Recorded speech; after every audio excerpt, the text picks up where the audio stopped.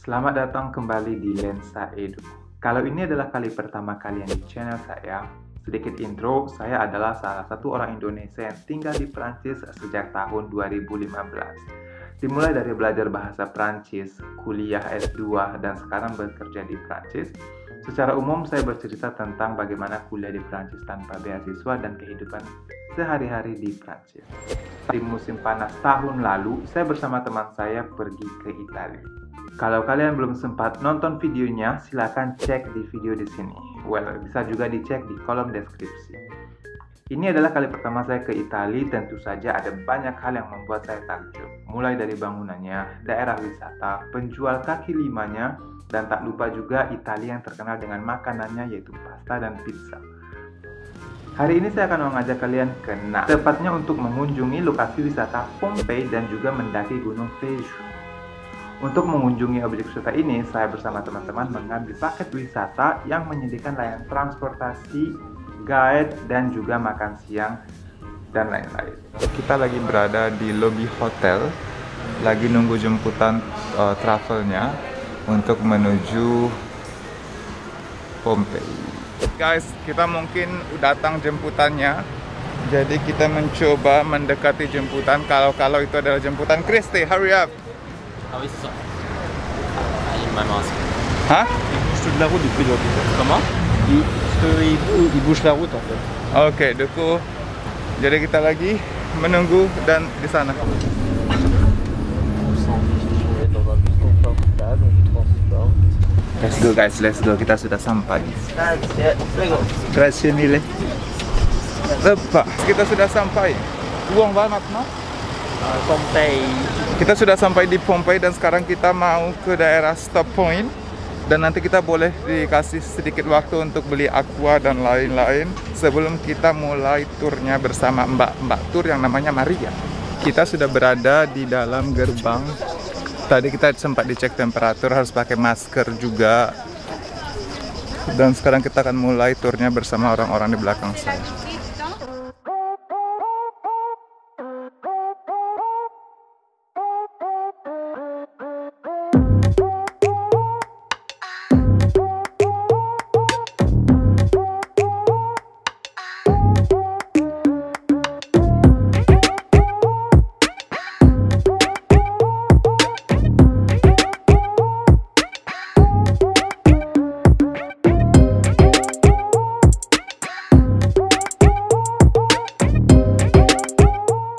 Sekarang kita sudah sampai di Pompei dan tadi mbaknya udah cerita bagaimana sejarah Pompei dan dia bilang di sini adalah tempat gladiator dan gladiator adalah slave yang memperjuangkan kebebasan mereka, dan zaman dulu katanya gladiator itu nggak lebih dari 160 meter, jadi di sini pintunya lebih besar, jadi saya nggak bisa jadi gladiator, yang artinya zaman dulu manusia-manusianya jauh lebih kecil daripada manusia-manusia zaman sekarang. Kamar-kamar untuk gladiator, dan di bagian atas, di sana ada bagian atas itu adalah untuk manajer gladiatornya yang handle mereka untuk makan dan minum serta dan lain-lain.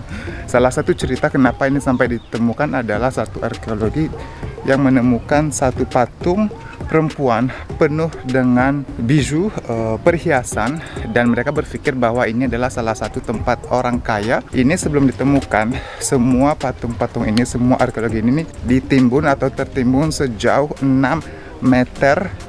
Jadi kurang lebih kayak setinggi satu gereja. Pas ditemukan satu patung, barulah mereka mulai menggali sampai akhirnya sekarang kita ketemu Pompei.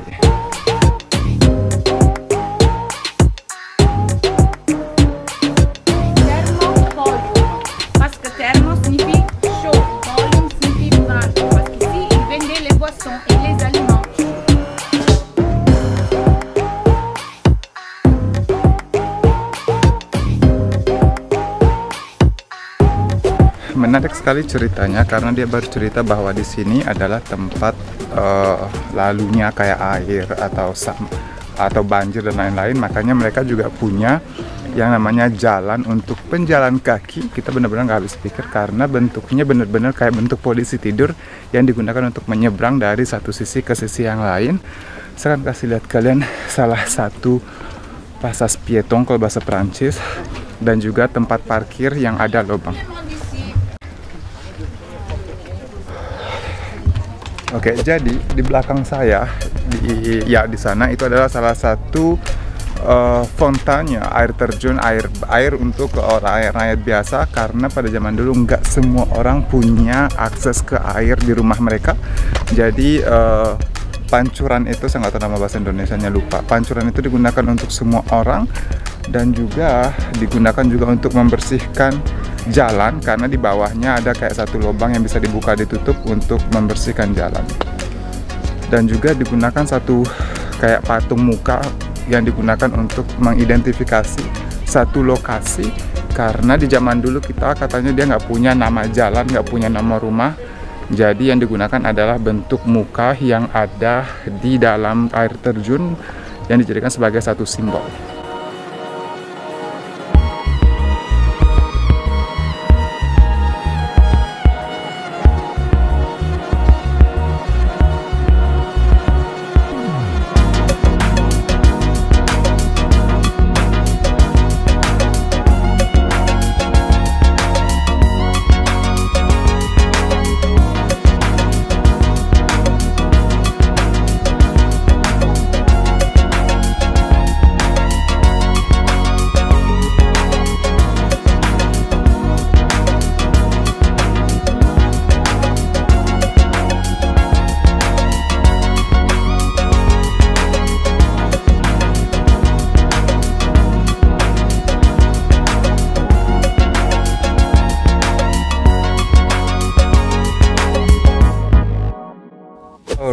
Jadi kita tadi barusan lewat satu bangunan. Di dalamnya tadi kalian bisa lihat beberapa foto.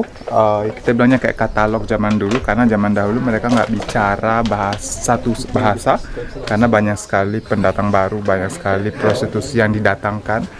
Jadi ada katalog dan laki-lakinya biasanya bisa pilih posisi mana mereka mau, karena mereka nggak bisa bicara satu sama lain.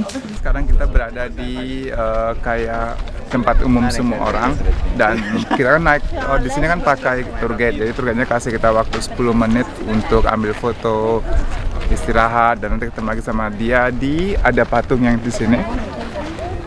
Nanti kita sekarang ini kita dikasih waktu 10 menit untuk ambil foto, dan habis itu ketemu di sana. Sekarang kita sudah selesai turnya dan sekarang kita mau makan. Jadi saya mau bikin sedikit rekap dari cerita yang dikasih tahu sama tour guide-nya. Jadi satu hal yang sangat menarik sekali adalah bahwa ada beberapa tempat yang kita bisa lihat ada kayak patung kelamin pria yang zaman dahulu dipercaya sebagai lambang kesuksesan, kayak good luck, lambang untuk good luck, dan diberikan kepada laki-laki dan kepada perempuan, karena pada zaman itu bentuk seks kelamin pria tidak ada sisi seksualitas, dalam artian tidak ada sisi tabunya. Maka banyak sekali di beberapa bangunan juga diberikan atau ada format itu untuk memberikan lambang kesuksesan, semoga berhasil dengan semua aktivitasmu. Dan ya, menarik sekali. Satu lagi hal menarik adalah karena zaman dahulu bentuk forma alat kelamin pria sebagai bukti atau tanda semoga beruntung, saya nggak tahu gimana bilangnya bahasa Indonesia, dan sekarang diganti ke bentuk jadi kayak di tengah kota kita bisa lihat banyak sekali orang jual kayak cenderamata yang kayak cabai merah kecil, padahal itu sebenarnya bukan cabai, itu adalah bentuk perubahan dari alat kelamin pria, karena zaman sekarang alat kelamin pria dianggap terlalu seksual dan menimbulkan kontra. Jadi makanya yang kalian lihat sekarang itu adalah bentuk yang diubah dengan inovasi dan digunakan, kalau nggak salah itu bentuk dari tanduknya sapi atau kambing, kerbau atau banteng. So that's the info, guys.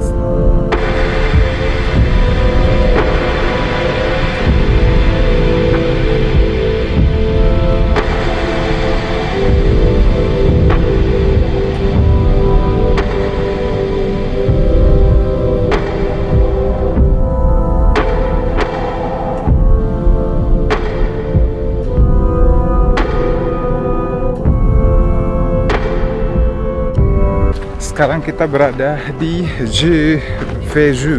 Gunung Jeju.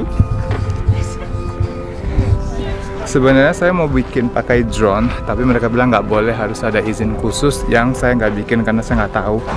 Aduh, saya pikir tuh bisa langsung terbang aja karena ternyata ada drone formulir yang harus dipakai. Cerita Pompei ini nih hampir sama dengan cerita Gunung Merapi di Yogyakarta. Ini adalah peninggalan sejarah yang hasil dari kegiatan alam, bencana alam. Dan ini nih kalau diibaratkan di Jogja kayak Gunung Merapinya Jogja. Dan sekarang kita coba lihat, naik ke atas untuk lihat apa yang bisa kita lihat. Dan semoga kalian suka. Jadi jangan lupa di subscribe karena saya di sini jalannya panas-panasan dan ngos-ngosan. So kalau kamu like videonya dan subscribe, I will be very happy guys. Thank you.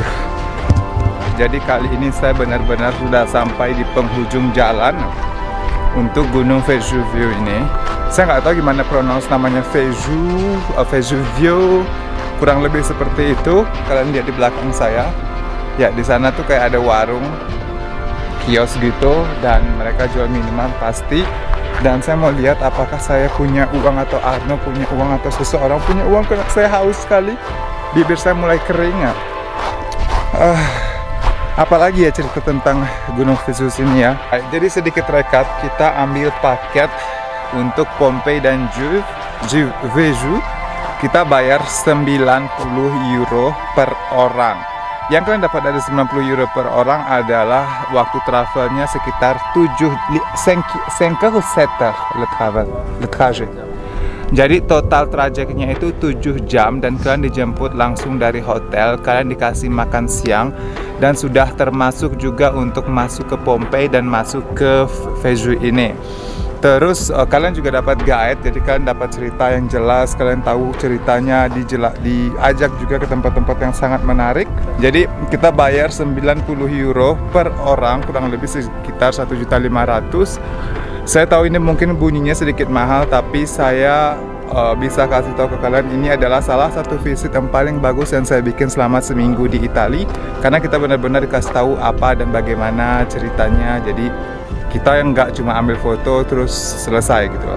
Terima kasih sudah nonton. Say goodbye to the guy. Hi, goodbye. Terima kasih.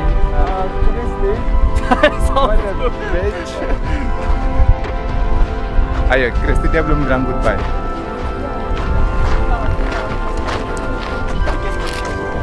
Say goodbye to the camera. Bye to the camera. Saya terima kasih sudah nonton. Ketemu lagi sama saya di video selanjutnya. Sampai jumpa. Bye.